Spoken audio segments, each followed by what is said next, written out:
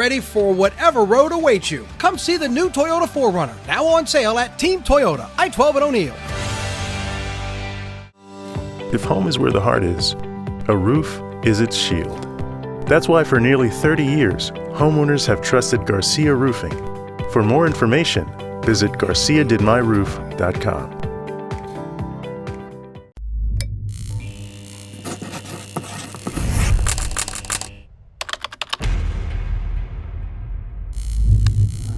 Okay, sir.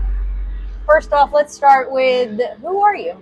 What's your name? What did you just win? Well, Karen, I've known you for a long time, but I am Chris Daigle. I've just recently won the Iberville Parish President's position. So I am the Parish President-elect currently. So I'm looking forward to stepping into that role when the inauguration happens. Talk to me about Saturday night when you saw that result come through. Well, for my family, you know, it was, we took a big chance. You know, there was a lot of thought and prayer went into the decision. And obviously with anything you do, you want to make sure that you have a great chance of being successful. So with that said, you know, we moved forward with the qualifying on the last day. And, you know, it was a big commitment and a big decision, but we felt it was in my heart. It was the best decision for me and for Iberville Parish, because after 26 years, I just felt it was the time for change. You know, many of the concerned residents of Iberville Parish have come to me in the past and even in the recent months and said, Chris, you know, we need you to step up. We need somebody that is visible in the community, somebody that has a great reputation and is a positive leader. And so I accepted that role and went qualified. So I'm excited. If people don't know who you are, give us your backdrop. Are you from Iberville Parish lifelong? What do you do here? Yes, ma'am. So I am born and raised in Iberville Parish. My mom, Randy and Tony Daigle, raised me in White Castle. You know, I am a graduate of White Castle High School, and I'm a graduate of Nicholls State University. So I graduated with a human resource degree in 2003. It took me 6 years to finish college. But after I finished college, you know, I moved back to my community. So I did live in Thibodeau for a little while, but after graduating, I moved back and said, you know, I want to be a part of Iberville Parish. And then after moving back 2 years later, we reached out to Rouse's, Mr. Donald Rouse, and said, Mr. Donald, you know, I've worked for you for the last 9 years. I'd really love to open this community store and bring my name to the community. And that's what we did. So in 2006, we opened up Daigle's Market. And we have been there for 17 years, been a proud member of the community. We have also been a member of the school board. So in 2014, I became a school board member for my community. And I represent the White Castle, Bayou Gula, Darcyville, Samstown communities. And currently was elected into my third term. So I was elected last October into my third term. So I'm looking forward to moving Iberville forward now that the residents have spoken and chosen me to represent them. Now you obviously have to resign from school board. Yes, ma'am. So I will have to resign before I take my inauguration. So I just can't hold two positions in the same day. So probably the day before I'll resign and make a recommendation to the board to accept someone to hold the seat per se until the special election is done. Okay. Yes, ma'am. Having covered Iberville Parish for a long time, this is a close-knit community. This is a close-knit parish. When tragedy strikes, when good things happen, everybody knows. What does this parish mean to you?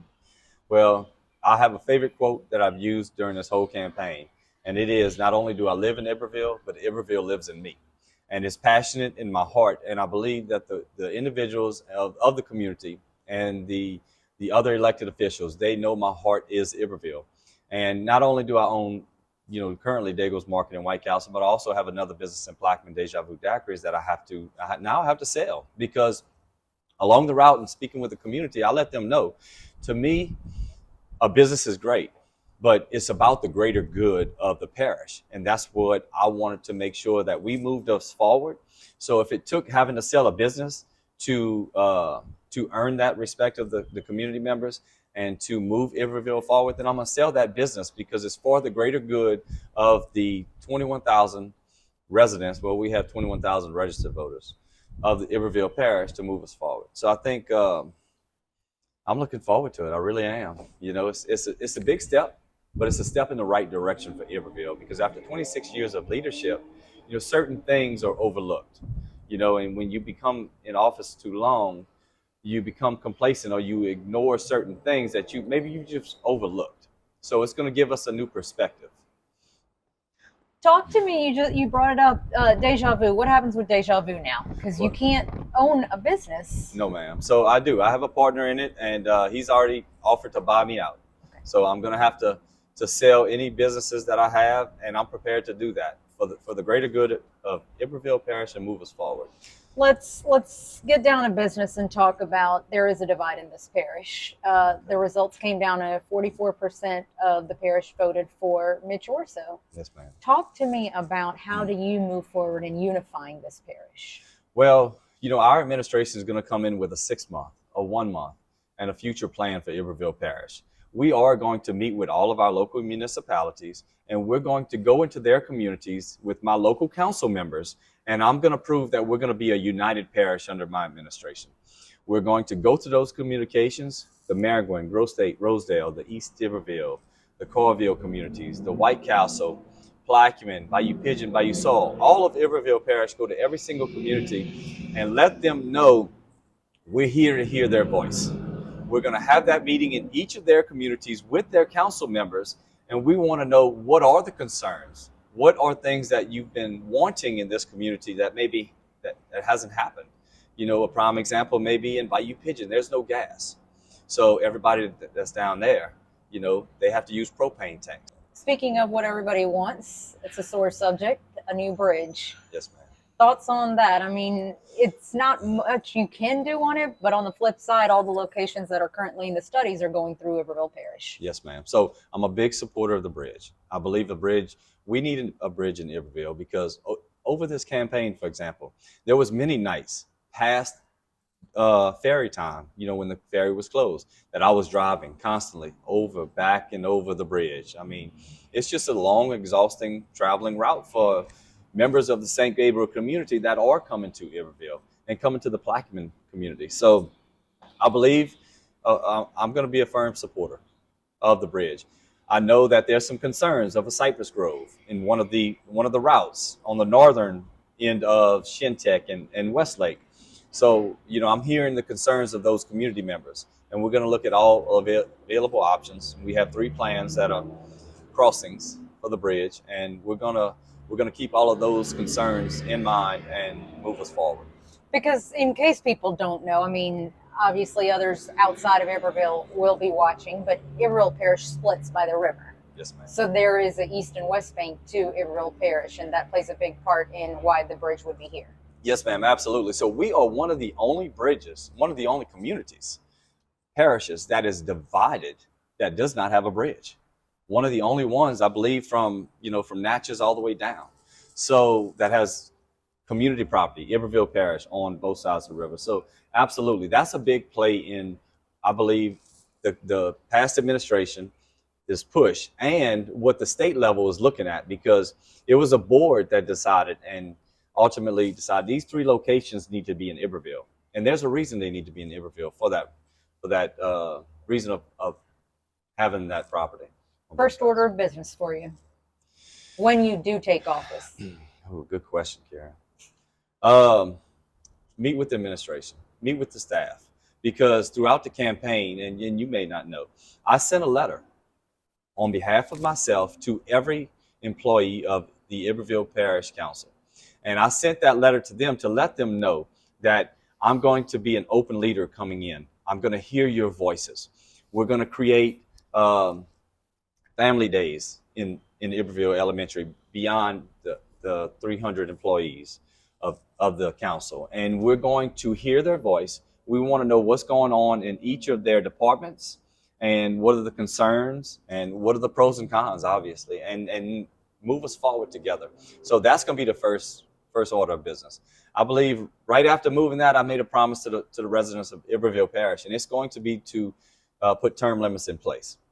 So I'm a firm believer in term limits. 12 years, I believe, is the max for a parish president. And some may say, well, what about the sheriff? What about the clerk and these other positions? But that is not up to the home rule charter.